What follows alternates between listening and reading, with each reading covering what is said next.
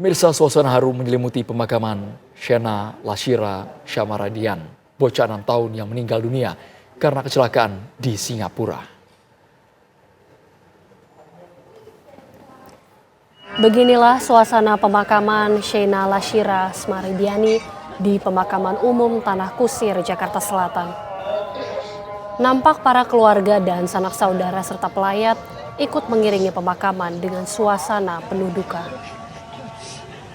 Pemakaman berlangsung sekitar pukul 11 pada Minggu siang.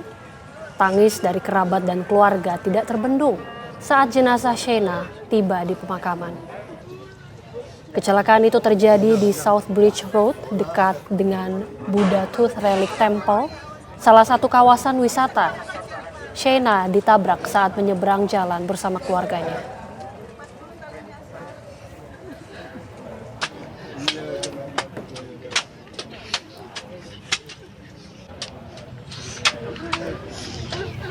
Masyaan kilang-kilang.